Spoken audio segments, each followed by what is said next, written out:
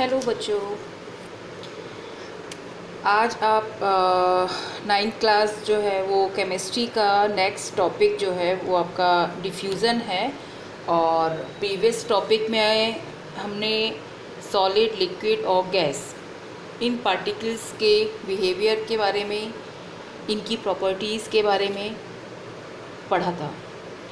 अगला टॉपिक आपका डिफ्यूज़न है। काफ़ी इंटरेस्टेड टॉपिक है और इसमें से क्वेश्चंस भी काफ़ी बनते हैं, काफ़ी पूछा जाता है। इससे रिलेटेड जितने भी क्वेश्चंस हैं वो काफ़ी इम्पॉर्टेंट है। ठीक है, तो फर्स्ट हम लोग ये समझते हैं कि डिफ्यूज़न है क्या। डिफ्यूज़न हम ये कहेंगे कि दो पार्टिकल या दो से अधिक, ठीक है, यानी डिफरेंट पार्टिकल्स जो हैं जब एक दूसरे से मिलते हैं और फिर वो एक यूनिफॉर्मली यानी एक जैसे हो जाते हैं, मिल गए, मिक्स होने के बाद वो एक जैसा हो गया उनका पूरा। ठीक है, तो जो उसका जो मूवमेंट होता है, उनका जो पार्टिकल्स का मूवमेंट होता है, उसको हम लोग डिफ्यूज़न कहते हैं। ठीक, जैसे फर्स्ट इसको हम डिफाइन कर लें, है ना। द मूवमेंट, अब देखिएगा मूवमेंट किसका, ठीक है, किसका, द मूवमेंट ऑफ डिफरेंट, अलग अलग तरीके के, ओके, डिफरेंट पार्टिकल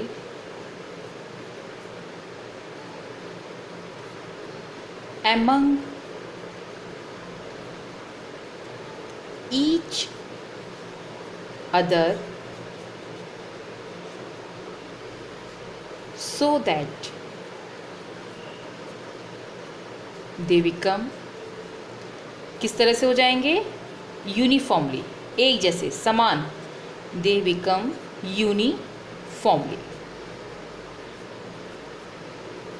ओके, एक छोटा सा एग्जांपल हम लोग देखते हैं। वाटर में अगर आप इंक की ड्रॉप डालते हैं, ठीक है, तो वो अगर आप उसको फिर धीरे धीरे करके हिलाते हैं तो आप देखेंगे पूरा इंक जो था पूरे वाटर में फैल जाता है ना। यानी यूनिफॉर्मली क्या हुआ, मिक्स हो गया। दो अलग अलग थे पार्टिकल्स, एक इंक का था, वाटर के थे, ठीक है, दोनों को मिक्स किया आपने और दोनों फिर क्या हुआ, वो एक साथ मिक्स होकर एक यूनिफॉर्मली स्टेज में आ गया। ठीक है, यहाँ पर हम देखेंगे कि डिफ्यूज़न जो है वो किस पर बेस्ड होता है। मेन फर्स्ट डिफ्यूज़न जो होता है आपका वो पार्टिकल के मूवमेंट पर पूरा बेस्ड होता है। Diffusion is based on movement of particle. Okay, यानी कि जो भी पार्टिकल्स आप मिला रहे हैं, यानी कि दो पार्टिकल आपने जो लिए हैं उनका किस तरह का मूवमेंट है। अगर मूवमेंट बहुत तेज़ी से हो रहा है, ठीक है, तो उनमें डिफ्यूज़न बहुत फास्टली होगा, और अगर वो धीमे धीमे हो रहा है तो उसमें डिफ्यूज़न धीमे धीमे होगा। अब जैसे आपको हमने लास्ट वीडियो में बताया था कि जो पार्टिकल्स होते हैं, ठीक है, उनमें जो मूवमेंट होता है या उनमें हम लोग कह सकते हैं काइनेटिक एनर्जी होती है, जो उनके बीच की डिस्टेंस होती है, उनके बीच का जो स्पेस होता है, वो सब हम लोग ने उस समय डिस्कस किया था कि सॉलिड जो होता है उनके बीच का जो स्पेस होता है वो बहुत ही कम होता है और ट्रैक्शन फोर्स बहुत ज़्यादा होता है। तो जब कोई भी पार्टिकल एक दूसरे से बंधे रहेंगे तो वो क्या होंगे, वो डिफ्यूज़ होने में उनको थोड़ा सा टाइम लगेगा, ठीक है। लेकिन अगर वहीं पे अगर वो लूजली पैक्ड होंगे तो वो डिफ्यूज़ ज़्यादा होंगे। इनकी स्टेट को भी हम अभी यहाँ पे बताएंगे आपको, तो उससे और क्लियर होगा कि किस किस स्टेट में हम लोग का डिफ्यूज़न जो होता है वो फास्टली होता है और किस में आपका स्लो होता है। ठीक है, सेकेंड इसका जो टर्म है यहाँ पे कि डिफ्यूज़न और किस पर बेस्ड होता है। ये डिफ्यूज़न का जो रेट होता है वो टेम्परेचर पर भी डिपेंड करता है।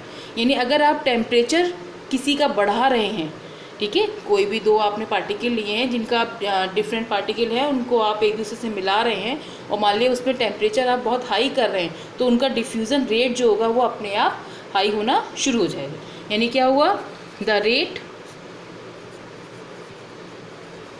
ऑफ डिफ्यूज़न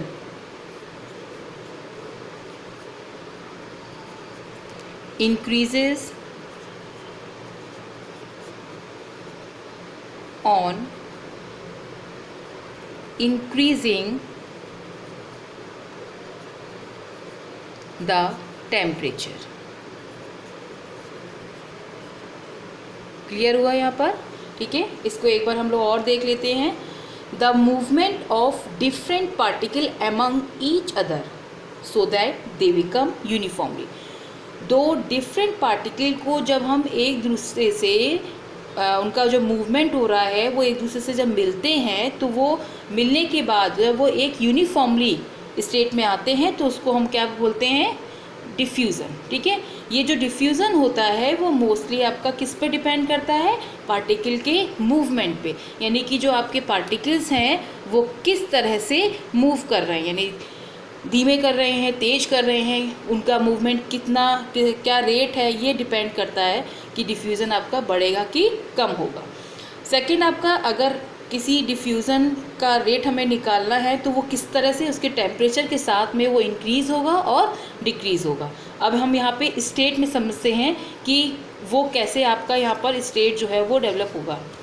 स्टेट में किस तरह से होगा? 3 स्टेट आपको बताई थी लास्ट वीडियो में। तो उसमें आपको एक तो गैसेस था, ठीक, लिक्विड था और सॉलिड था। तो हम लोग यहाँ पे डिफ्यूज़न फर्स्ट हम लोग देखते हैं गैसेस में। डिफ्यूज़न इन गैसेस।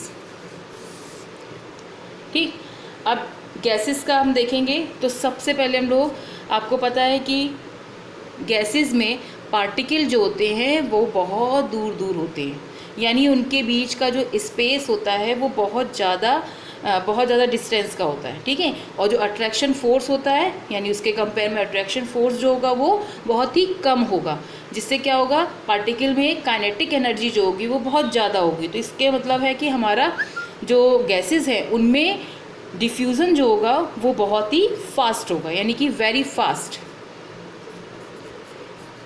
ठीक है, एंड फास्टर इन हॉट, यानी आप उसको और गर्म कर देंगे तो वो उतना ही तेज़ी से डिफ्यूज़न शुरू हो जाएगा।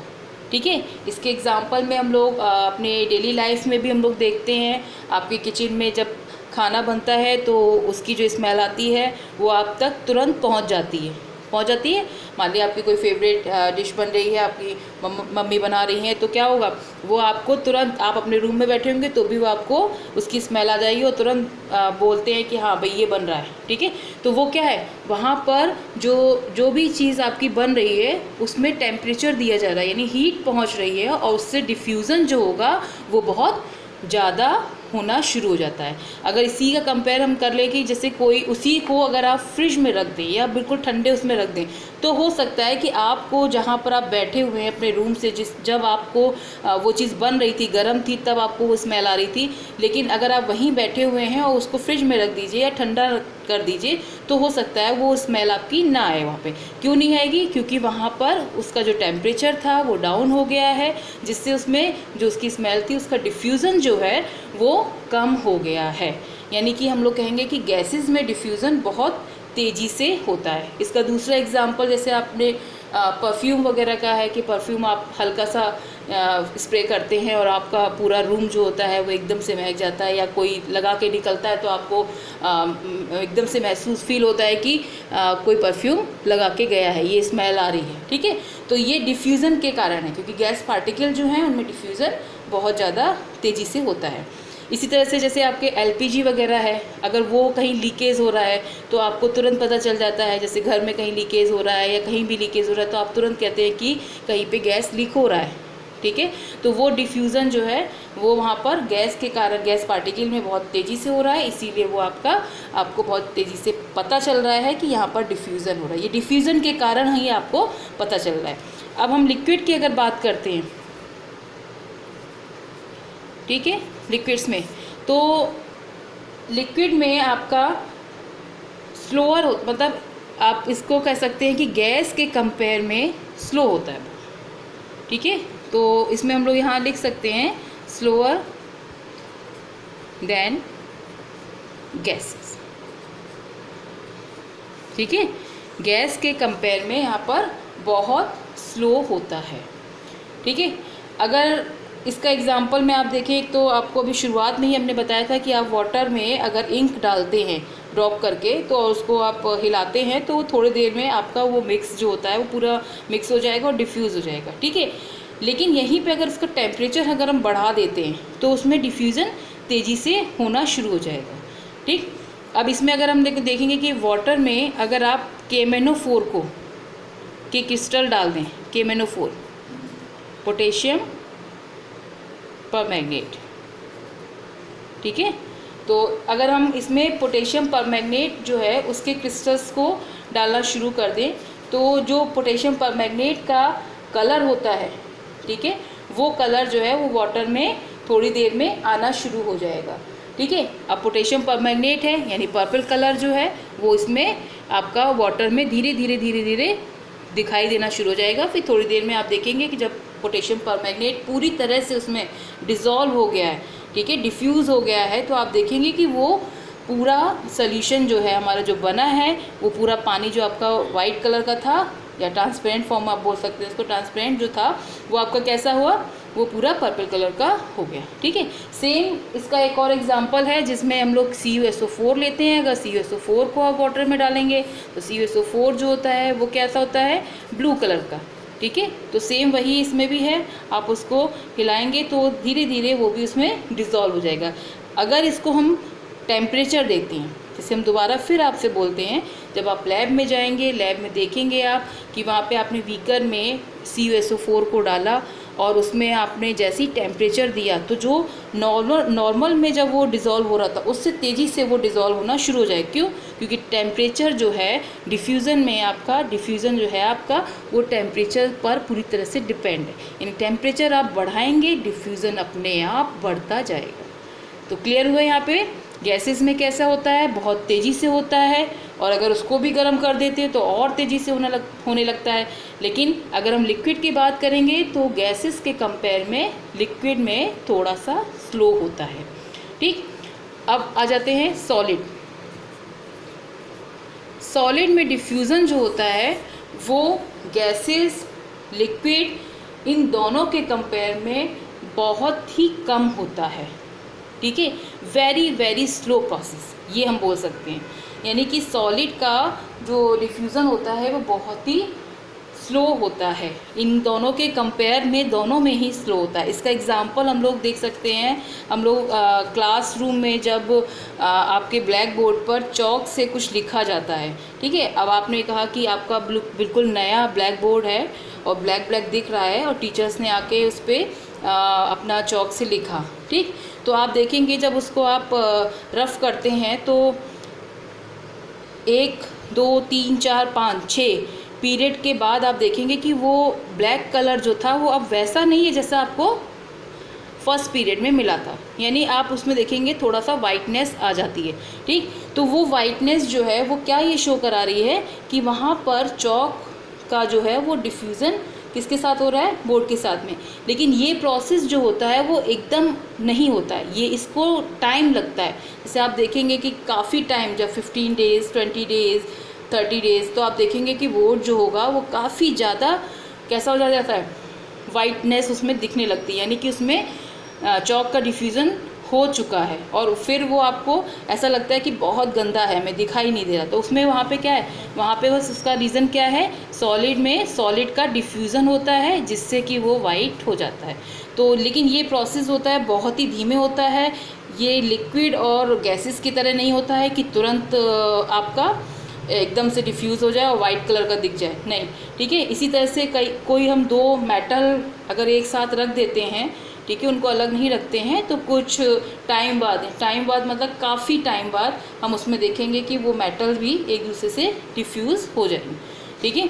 तो ये आपका डिफ्यूज़न एक पूरा टॉपिक जो था उस पर बेस्ड काफ़ी सारे इसमें क्वेश्चंस हैं जो आपको एग्ज़ाम में पूछे जाते हैं। फर्स्ट जैसे आपका डेफिनेशन ही पूछी जाती है कि डिफाइन द डिफ्यूज़न्स विद एग्जांपल, ठीक है।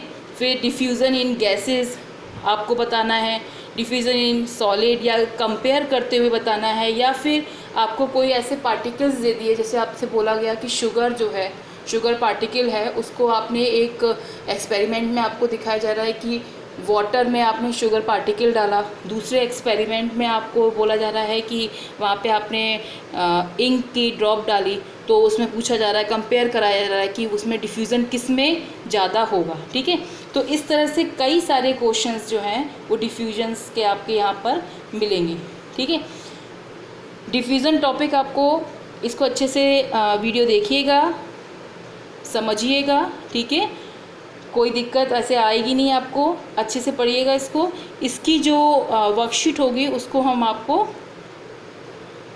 सेंड कर देंगे और उसको आप अपना लगाइएगा, उससे जितने भी इससे रिलेटेड क्वेश्चंस होंगे वो आपको हम भेज देंगे। ठीक है, ओके, थैंक यू।